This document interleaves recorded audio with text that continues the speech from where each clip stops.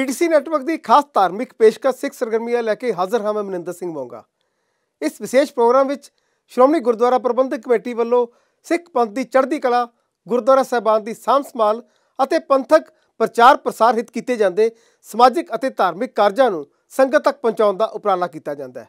इस दे नाल ही पावन पितर इतिहासिक दिहाड़े की महत्ता तो आप जी को जाणू करवाया जाता है। आओ शुरुआत करते हैं विशेष धार्मिक सरगर्मियां दे नाल। सरबंसदानी दशम पिता श्री गुरु गोबिंद सिंह जी के छोटे साहिबजादियां, माता गुजरी और समूह शहीदों की याद नूं समर्पित आओ देखते हैं पीटीसी नैटवर्क की खास पेशकश।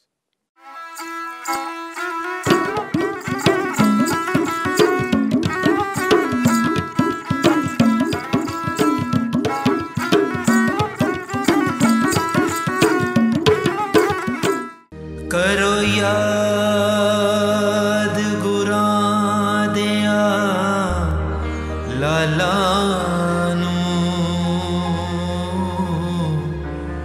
जो धर्म ले जिंदवार गए, जो धर्म ले जिंदवार गए।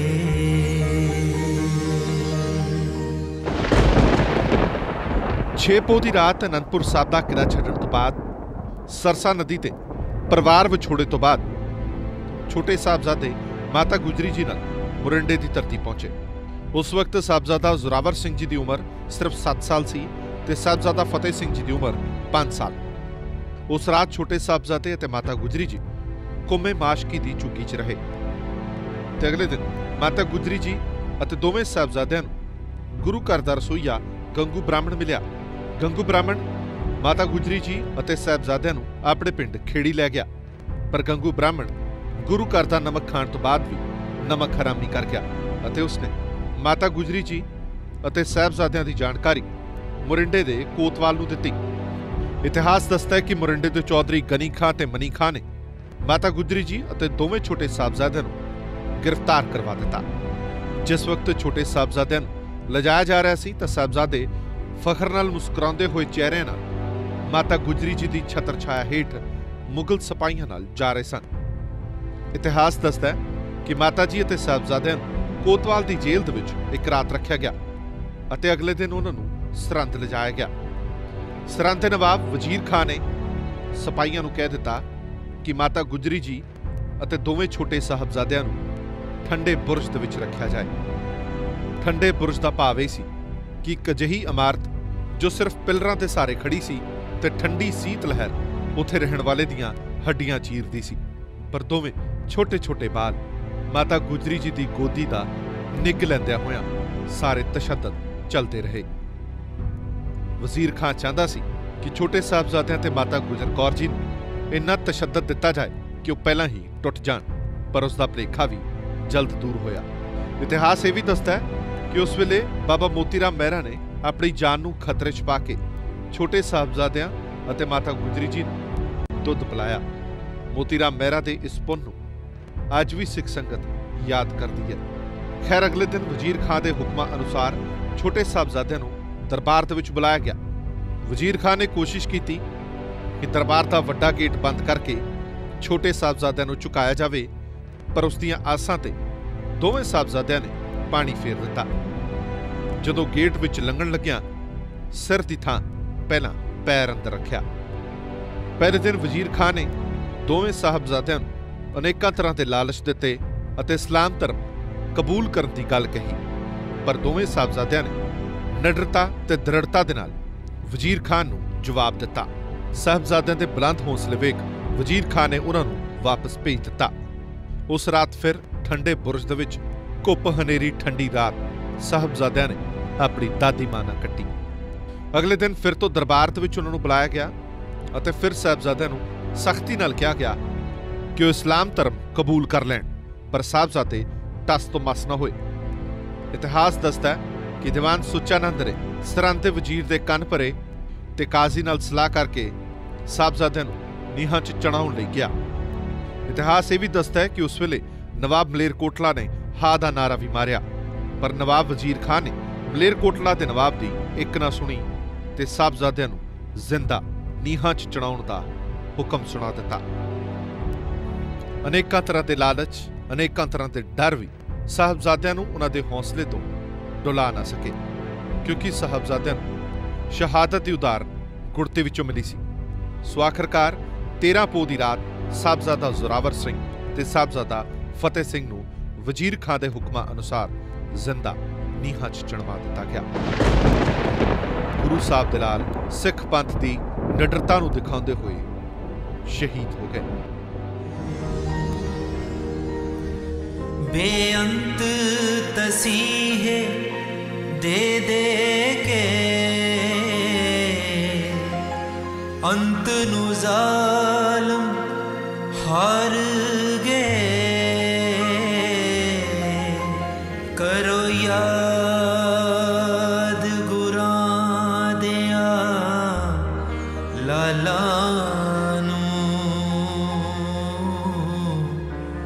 जो धर्म ले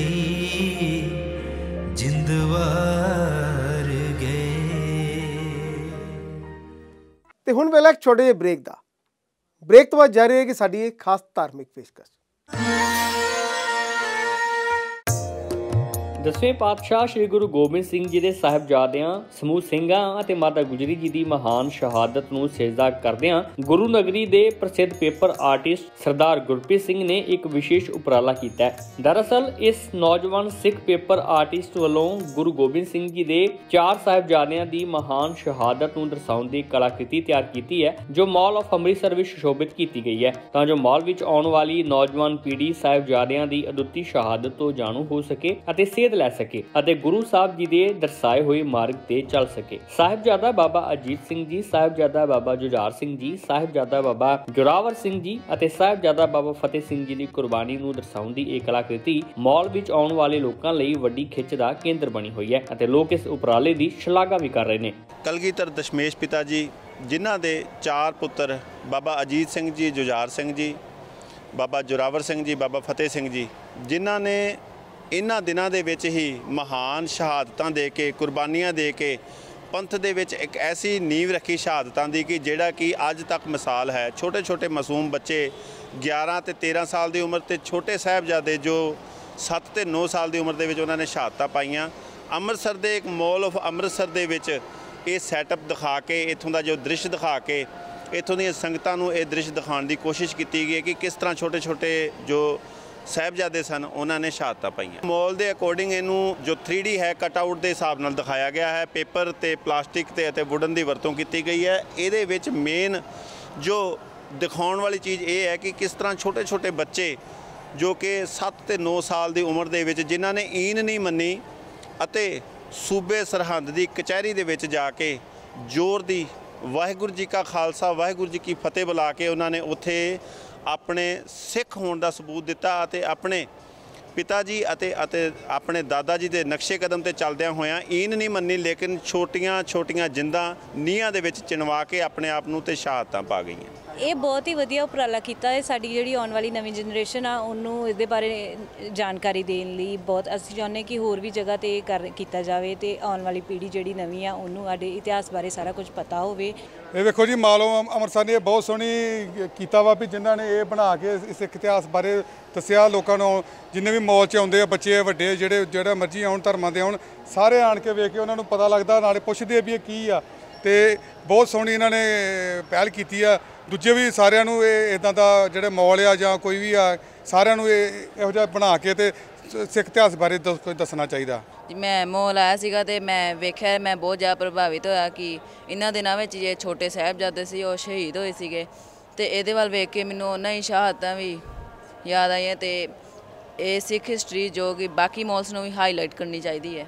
ਸ਼੍ਰੋਮਣੀ ਗੁਰਦੁਆਰਾ ਪ੍ਰਬੰਧਕ ਕਮੇਟੀ ਦੀ ਪ੍ਰਧਾਨ ਬੀਬੀ ਜਗੀਰ ਕੌਰ ਨੇ ਪੂਰੇ ਦੇਸ਼ ਵਿੱਚ ਚੱਲ ਰਹੀ ਕਿਸਾਨੀ ਲਹਿਰ ਦੀ ਅਣਦੇਖੀ ਕਰਨ ਵਾਲੀ ਭਾਰਤ ਸਰਕਾਰ ਦੀ ਸਖਤ ਸ਼ਬਦਾਂ ਵਿੱਚ ਨਿੰਦਿਆ ਕਰਦਿਆਂ ਇਹ ਕਾਲੇ ਖੇਤੀ ਕਾਨੂੰਨ ਤੁਰੰਤ ਰੱਦ ਕਰਨ ਦੀ ਮੰਗ ਕੀਤੀ ਹੈ।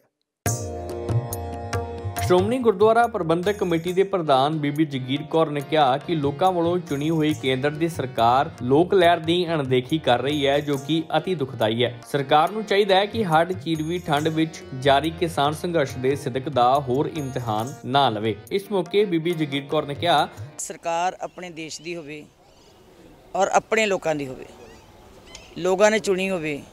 ਅੱਜ ਲੋਕਾਂ ਦੀ ਆਵਾਜ਼ ਨੂੰ ਨਹੀਂ ਸੁਣ ਰਹੇ, ਇਹਦਾ ਮਤਲਬ ਕਿ ਉਹਨਾਂ ਨੂੰ ਉਹਨਾਂ ਲੋਕਾਂ ਦਾ ਕੋਈ ਦਰਦ ਨਹੀਂ ਜਿਨ੍ਹਾਂ ਨੇ ਉਹਨਾਂ ਦੀ ਜ਼ਿੰਮੇਵਾਰੀ ਲਾਈ ਹੈ। ਹੱਡ ਚੀਰਵੀਂ ਠੰਡ, ਬਹੁਤ ਘਾਲਣਾ ਕਰ ਰਹੇ ਉੱਥੇ ਸਾਡੇ ਕਿਸਾਨ ਹੈ ਔਰ ਵੱਡਾ ਘੋਲ ਚੱਲਦਾ ਜਾ ਰਿਹਾ, ਵੱਡਾ ਘੋਲ ਵੱਧਦਾ ਜਾ ਰਿਹਾ, ਦਿਨੋਂ ਦਿਨ ਵੱਧਦਾ ਜਾ ਰਿਹਾ। ਜੇ ਸਰਕਾਰ ਅੱਜ ਵੀ ਨਾ ਜਾਗੇ, ਸਮਝ ਲਓ ਕਿ ਉਹ ਜਾਣ ਕੇ ਹੀ, ਇਹ ਜਾਣ ਬੁੱਝ ਕੇ ਐਡਾ ਲੋਕਾਂ ਨੂੰ ਤੜਪਾ ਰਹੇ ਹੈ ਵੀ ਕਿਸੇ ਢੰਗ ਦੇ ਨਾਲ ਇੱਥੇ ਕੋਈ ਹਾਲਾਤ ਹੋਰ ਬਣ ਜਾਣ।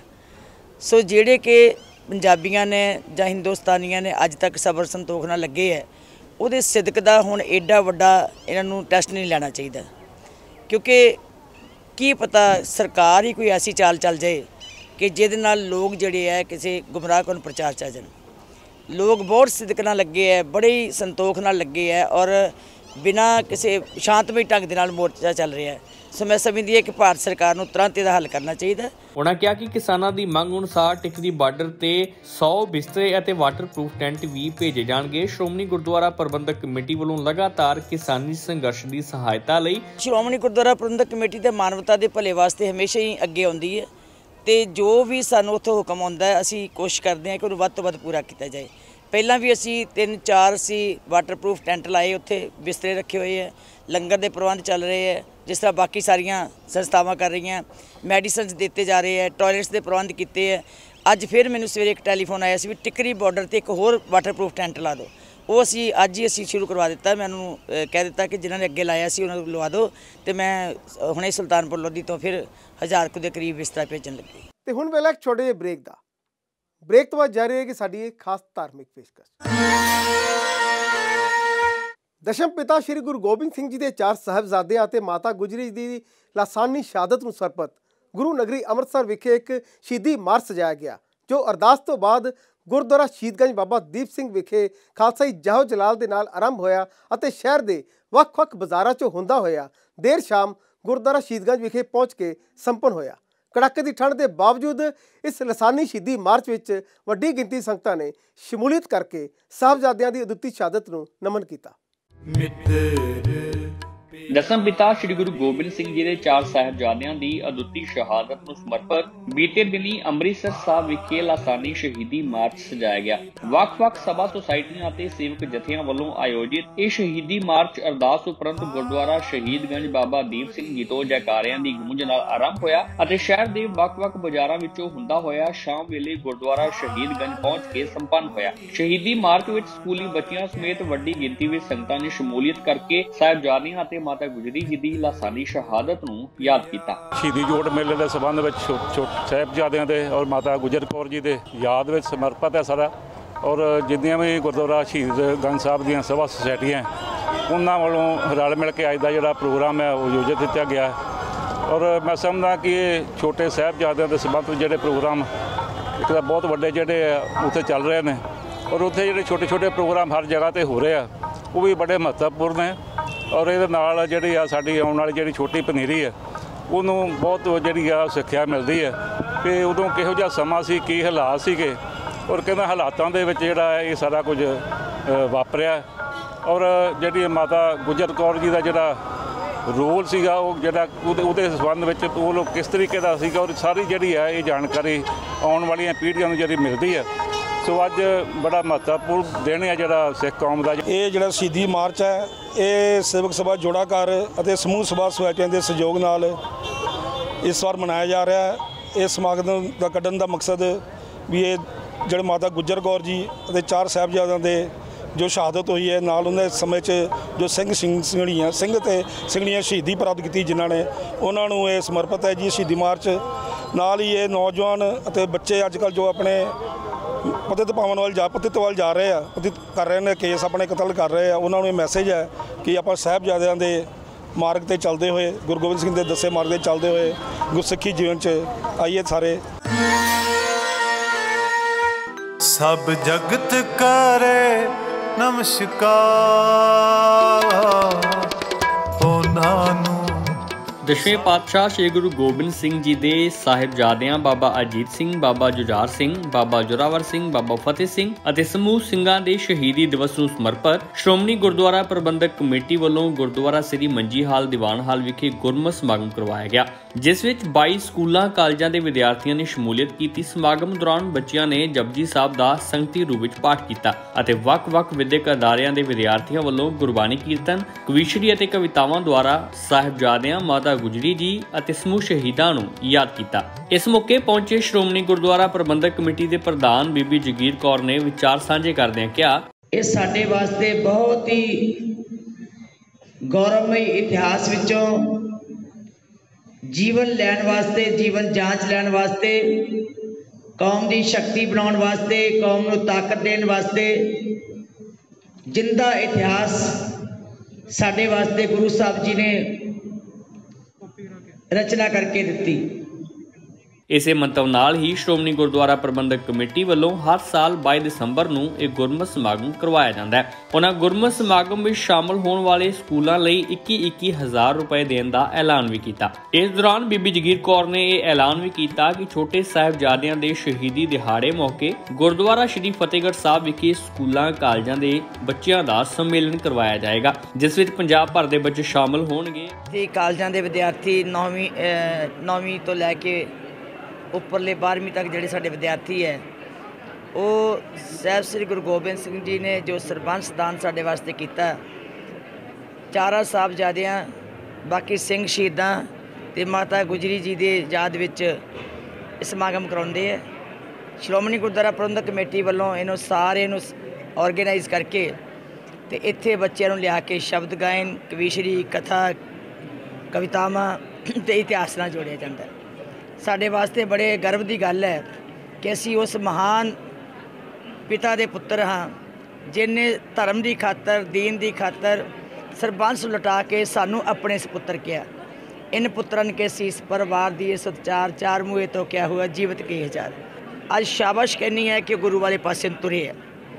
तो मैं आस करांगी कि ये बच्चे सिद्धांत पक्ष तो, गुरमत पक्ष तो, शब्द गुरु नाल जुड़ के बाणी दे धारनी होके सदा चढ़दी कला च रहणगे ते शहीदां कोलों हमेशा जिंदगी विच सेध लेंदे रहणगे। चार साहिबजादियां दा ते अते माता गुजर कौर जी दा, क्योंकि उन्हां दी अज हुण सारे उन्हां दे इतिहास नूं भुल जा रहे हैं ते हमेशा सारी किस्मत नूं याद रखदे, कोई भी ना शहीदी दिहाड़े नूं याद नहीं रखदा। सानूं ना शहीदी दिहाड़े तो यही सिक्ख्या मिलदी है कि सानूं अपने धर्म च पक्का रहना चाहिए वा, कदी अपने धर्म नहीं छड्डना चाहिए अते हमेशा दूजे दी भी मदद करनी चाहिए है। छोटे साहिबजादे ते वड्डे साहिबजादे शहीदी दिहाड़ा मनाया गया है। इत्थे सानूं बुलाया गया सी, इत्थे उन्हां दे सारी जीवनी बारे सब कुछ दस्सिया गया, कश्मीरी होइयां, पाठ किए गए, सब कुछ दस्सिया गया। जिवें शहीद होए सी वो भी सानूं दस्सिया गया, उन्हां बारे ही सानूं इत्थे बुलाया गया सी। इस विशेष प्रोग्राम में साडी भरपूर कोशिश रहिंदी कि सारे हफ्ते दियां पंथक सरगर्मियों तो तुहानूं रूबरू कराइए। साडे इस प्रोग्राम संबंधी या श्रोमणी गुरुद्वारा प्रबंधक कमेटी संबंधी तुसीं कोई राय, कोई सुझाव देना चाहते हो तो मेल करो feedback@pcnetwork.com ते। अगले हफ्ते फिर हाजिर होवांगे सिख सरगर्मियां लैके। तद तक ली दो इजाजत। वाहिगुरू जी का खालसा, वाहिगुरू जी की फतेह।